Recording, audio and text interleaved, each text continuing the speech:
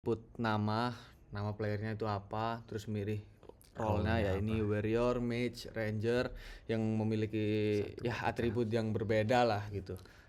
Terus terrainnya yang dikeluarkan ini acak, terus arena terapkan efek medan ini maksudnya arena yang terpilih dari randomisasi ini tuh akan menerapkan efek yang udah dijelaskan teman saya tadi, debuff dan buff dari tiap arena gitu. Dan juga bosnya sendiri Berdasarkan medan. itu berdasarkan medannya sama seperti yang tadi saya jelaskan juga. Loop pertempurannya hingga selesai, terus output status player dan bosnya itu hasil akhirnya gimana, terus pilih tindakannya si pemain, ada 4 ini 1 sampai 4, terus menggunakan 1 sampai 4 skill apa? ya nanti di kode baris kode. Dan juga bisa menggunakan potion dan juga ada opsi melarikan diri ya, yang dimana ini akan membuat program berhenti ya udah selesai gitu. Terus boss turn, giliran bosnya tuh menyerang player, terus jika bos dikalahkan akan menambah skor dari hasil akhirnya tuh 150, dan jika player kalah itu game over, dan untuk outputnya itu skor kita dan terima kasih. Oke, Lanjut gameplay. Jadi awal-awal kita pakai scanner. Di sini untuk bagian ini ya seperti pemanggilan aja biasa gitu ya, terus shoutprint biasa, terus kita ke player choice. Jadi di sini kita memakai scanner untuk menentukan role yang akan dibeli pemain. Jadi jika pemain membeli role 1 akan menggunakan warrior dengan atribut seperti ini, dan 2 mage dengan atribut seperti ini, dan yang terakhir adalah ranger dengan atribut yang seperti ini, yang pastinya berbeda-beda. Setiap role itu memiliki kelebihan dan kekurangan masing-masing yang sudah di balancing gitu. Dan juga di sini arena ya, menuntut arena yang dipilih dari randomisasi tadi. Terus ini untuk menerapkan efek buff dan debuff dari arenanya. Kemudian ini untuk enemy bossnya ya. Di sini setelah dirandomisasi dari sini tadi, itu bosnya akan otomatis. Contoh, jika di Dance Forest saat ini itu akan menghadapi Forestrian yang dimana atributnya seperti ini, HP, attack, defense, dan ya seperti itulah. Terus untuk selanjutnya Cave or Dungeon di sini akan dihadapkan dengan Shadow Goblin Leader yang dimana dengan atribut yang seperti ini juga. Open Mountains akan berhadapan dengan Mountain Griffin ya, yang dimana dengan atribut yang seperti ini juga, dan untuk defaultnya itu Lord Voldemort dan atribut ini yang dimana berbeda-beda pasti. Terus akan mengeluarkan Shoutprint. Setelah melakukan randomisasi ini akan mengeluarkan Shoutprint warning bos mengambil nama bos yang ini itu akan menghadang jalan kita sebagai pemain gitu. Terus di sini INT potion count, jadi untuk potion yang dapat digunakan oleh player itu kita batasi cuma 3, dan untuk menentukan atau untuk logika menentukan sisa potion atau apakah potionnya bisa habis digunakan itu akan dijelaskan teman saya. Baik, selanjutnya kita ke ranah pass battle-nya. Nah, di sini kita membuat variable running itu menjadi true agar untuk game atau battle-nya itu berjalan menggunakan perulangan while.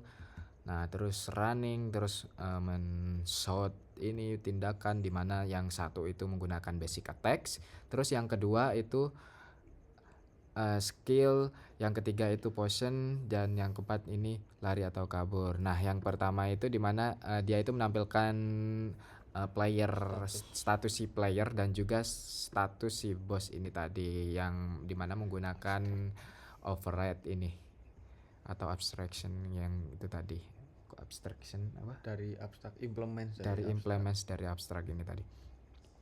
Terus ini ada buat variable action untuk scanner, terus boolean turnval dimana turnval ini nanti diisi true agar gamenya terus berjalan seperti itu. Dan jika false itu gamenya tidak berhenti tapi mengulang giliran jika false itu tervalid. Nah, terus di sini ada seleksi kondisi switch dengan variable action di mana kita memilih satu, maka kita menggunakan basic attacks ke bossnya atau ke enemy-nya. Jika kita memilih 2, kita menggunakan use skill ke bossnya, di mana use skill itu sesuai dengan role-nya masing-masing ini tadi. Dan yang ketiga ini adalah menggunakan potion ya, di mana ada kondisi jika potion count itu kurang atau sama dengan 0, maka mengeluarkan message potion Anda sudah habis dan otomatis turn value-nya itu false. Terus ada else if, di mana SP player saat ini lebih besar atau sama dengan max XP, dan juga mana player saat ini lebih besar dengan max player yang telah ditentukan, maka dia akan mengeluarkan gagal SP dan mana itu masih penuh, dan otomatis turn value-nya itu false, karena ketika SP dan mananya itu full maka ini tidak bisa digunakan untuk potionnya, kondisinya seperti itu. Terus selanjutnya ada else, dia membuat objects dari potion ini tadi, terus digunakan untuk player, dimana ini sudah ditentukan potion count-nya ini tadi sebanyak 3 seperti itu.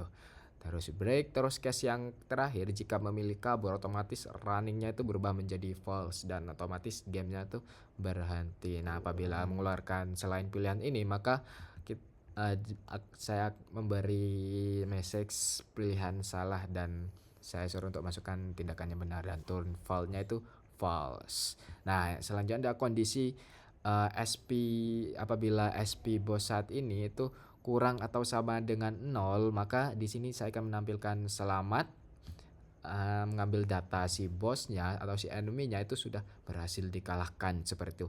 Terus mengset dari kelas player, set skornya yang saat ini menjadi 150, terus mengshot skor akhir dan mengambil data skornya, terus runningnya menjadi false dan gamenya pun berhenti, dan status player itu winner seperti itu.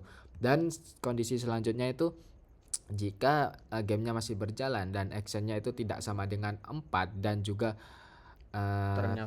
turn-nya itu masih valid, maka turn validnya itu masih bernilai true, maka bos ini akan masih menyerang si player ini tadi.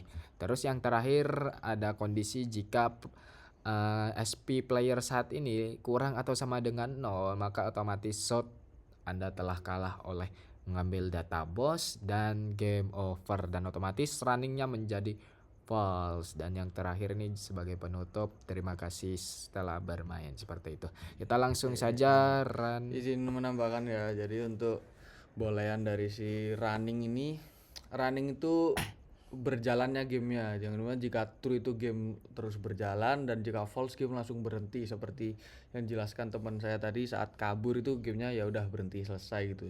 Sedangkan untuk turn valid itu jika true ya, ini jika true di sini ya, di baris ini, jika turn validnya itu true, maka giliran pemain sudah digunakan dan bosnya atau enemy-nya menyerang player. Dan jika false itu tidak menghanguskan giliran si player ya, tapi lebih ke mengulang lagi, jadi gak hangus gitu gilirannya. Jadi kalau kita salah pencet itu gak hilang gilirannya, gak keserang gitu. Oke, ini langsung ke run mungkin ya. Jadi pertama-tama ya kita masukkan nama dulu, nama player kita, terus pilih 1 sampai 3 itu role kita yang akan kita mainkan. Di sini saya pakai archer aja, pilih nomor 2. Terus untuk randomisasi tadi kita mendapatkan cave or dungeon yang dimana ini akan keluar tulisan ini yang menurunkan defense sebesar 2 poin gitu, dan dihadang oleh Shadow Goblin Leader yang udah sesuai tadi kan nama yang di atas ini. Oke.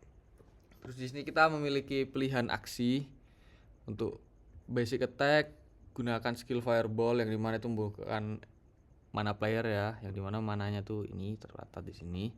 Terus gunakan potion sisa 3. Oke, dari pertama tuh kita coba gunakan basic attack ya. Oke, bisa dilihat di sini Shadow Goblin terkena serang 26 serangannya dari staff atau one, dan kita terkena damage 26 karena si Shadow Goblinnya melakukan serangan normal. Terus kita coba pakai skill Fireball. Oke, di sini bisa dilihat mana kita berkurang ya. mana kita berkurang, HP kita berkurang setelah diserang. Dan terus di sini karena tadi posisi setelah kita serang dengan fireball itu eneminya darahnya di bawah 50%, maka dia akan melakukan self heal. Nah, ini eneminya melakukan self heal. Ini seperti AI-nya dari eneminya lah gitu. Karena kita memberikan damage yang sangat besar ya, 41 ini karena dari attack-nya tadi dikali 1,5, hasilnya 41. Nah, ini juga terlihat sisa HP bos saat ini, di mana max HP bos itu 95 dan sisa 28, otomatis dia menggunakan yang namanya self heal tadi. Sekarang kita coba memakai potion ya. Nah, bisa dilihat di sini mana kita bertambah dan HP kita bertambah. Bisa dilihat saja seperti ini. Dan karena ketika kita menggunakan mana tadi, kita juga sekaligus terserang gitu, otomatis jadi berkurang lagi. Mananya juga penuh di sini. Terus kita coba kabur ya, yang terakhir ya. Game berhenti. Kita akan coba sekarang untuk masih menangnya gitu. Ini jika kita menang melawan bosnya ya.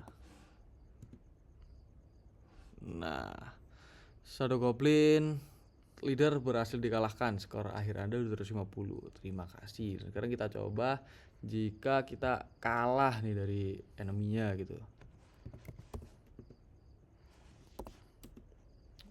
Satu saja.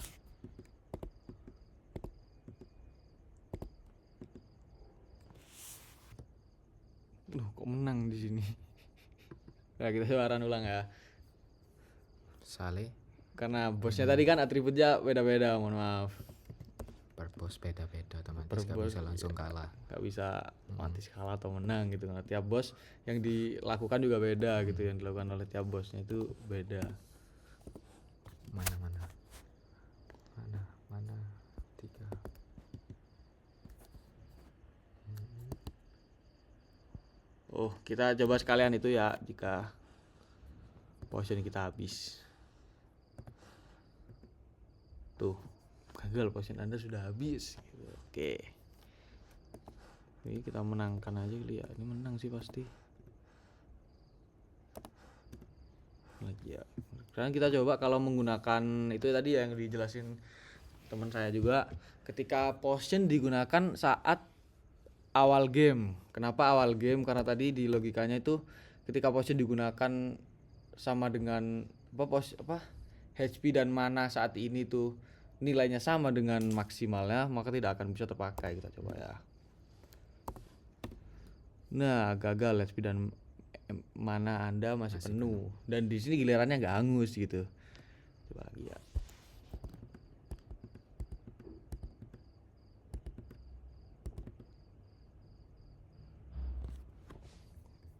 Kita coba lagi.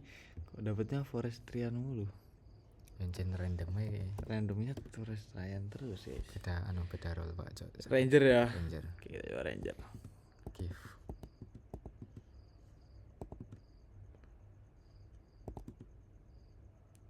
Nah, ini dia. Ini untuk animasi kalahnya ya, sekaligus yang terakhir gitu. Ketika kita kalah, ini Anda telah dikalahkan oleh Shadow Goblin Leader. Game over. Terima kasih telah bermain. baik. Seperti itu saja presentasi gameplay untuk turn-based RPG dari kita. Sekian, wassalamualaikum warahmatullahi wabarakatuh.